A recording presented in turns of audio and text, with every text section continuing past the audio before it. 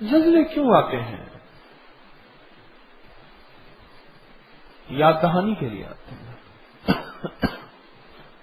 یاد دہانی کے لیے آتے ہیں کہ ایک عنقریب ایسا زلزلہ آئے گا جس کا نام قیامت ہے. ہر چیز پس جائے گی، ہر چیز ختم ہو جائے گی، ہر چیز ہوا بن جائے گی اور ہر چیز دھول بن جائے گی، اور ایسی ہو جائے گی کہ جیسے کائنات بالکل پہاڑ، پانی، ہر چیز. سمندروں کو آگ لگ جائے گی. ایچ اور 2 کو علیحدہ کر لو، کیا ہوتا ہے؟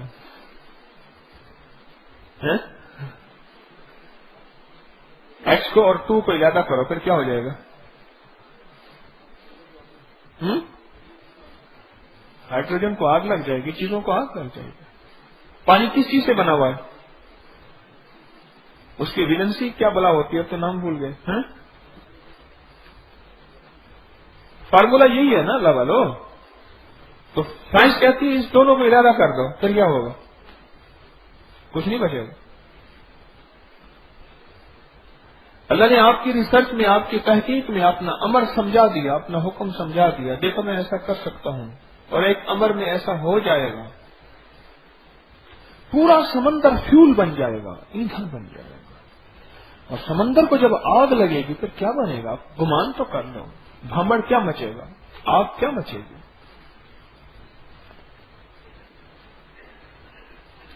یہ یاد دہانی ہے، ایک بڑے دن کی یاد دہانی ہے، بڑے دن کی یاد دہانی ہے.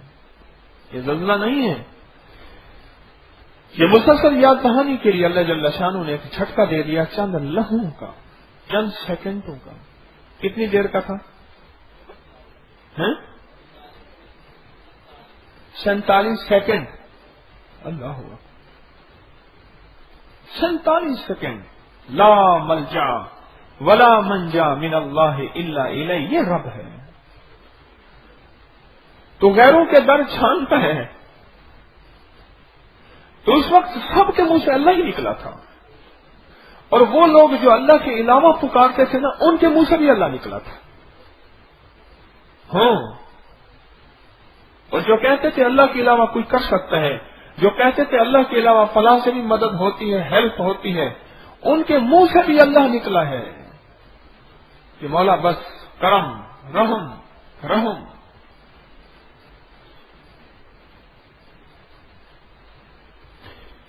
ایک سبق ہے، ایک انوکھا یہ زلزلہ، اور یہ ہمیں ایک سبق بھی دے گیا ہے اور اعمال کی زندگی کی ترغیب بھی دے گیا ہے، رغبت بھی دے گیا ہے کہ دیکھو خیال کرو، حفاظت کسی نظام اور جگہ سے ہوتی ہے، اور جگہ سے ہوتی ہے. مجھے یاد ہے غالباً 1990 یا 91 میں آرمینیا، غالباً یہی نام ہے، روس کا ایک ریاست ہے غالباً، وہاں زلزلہ آیا. اور وہ دنیا کی وہ جگہ ہے جہاں زلزلہ پیمائی کے لیے، یعنی قبل از وقت زلزلے کی شناسائی کے لیے دنیا کا سب سے بڑا سینٹر ہے. اور ان کو پتہ نہ چلا اور زلزلہ آیا اور ہزاروں لوگ ختم ہو گئے، خود ان کو پتہ ہی نہ چلا. آپ کے ملک کے بڑے شہروں میں، خود آپ کے شہر میں، یہاں جیل روڈ میں محکمہ موسمیات کا، جیل روڈ پہ آپ کے ہمارے تصویر خانے کے قریب ہے، بہت بڑا آفس ہے، پر ایک نظام ہے جو رب نے اپنے ہاتھ میں رکھا ہے.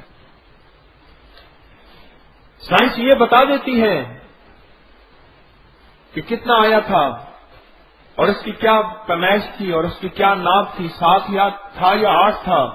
بس سائنس یہ نہیں بتا سکتی کہ کب آئے گا اور اس کو کیسے کنٹرول کیا جا سکتا ہے، یہ نہیں بتا سکتا.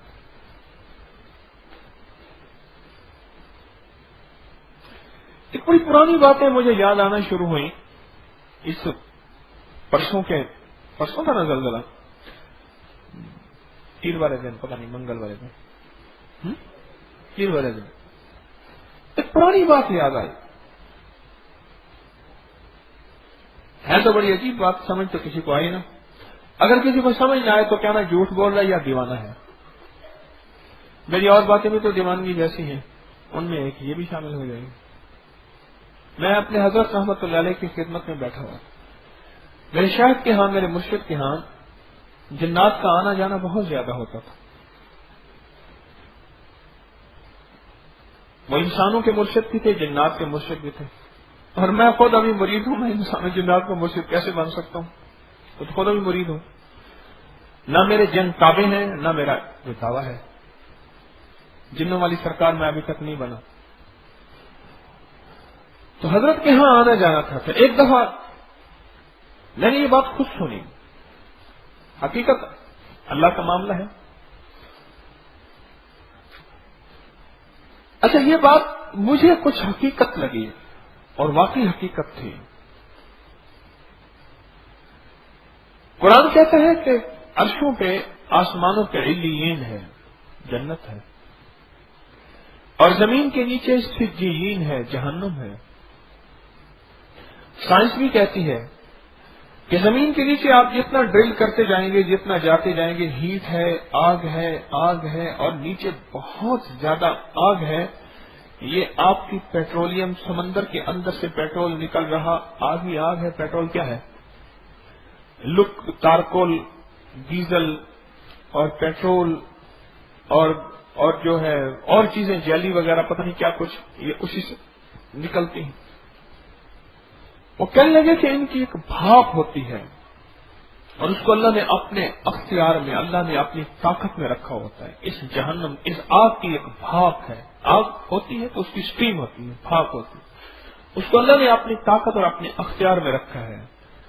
جب انسان اپنی زندگی اور انسانیت سے ہٹ جاتا ہے تو اللہ جل شانہ اس بھاپ کی طاقت کو تھوڑا سا ہٹا دیتے ہیں، زمین تہس نہس ہو جاتی. وہ بھاپ ہے، وہ زمین کی پلیٹیں ہیں، وہ زمین کا نظام ہے، لیکن امر کس کا ہے؟ حکم کس کا ہے؟ اس کے امر کے بغیر تو نظام چل ہی نہیں سکتا.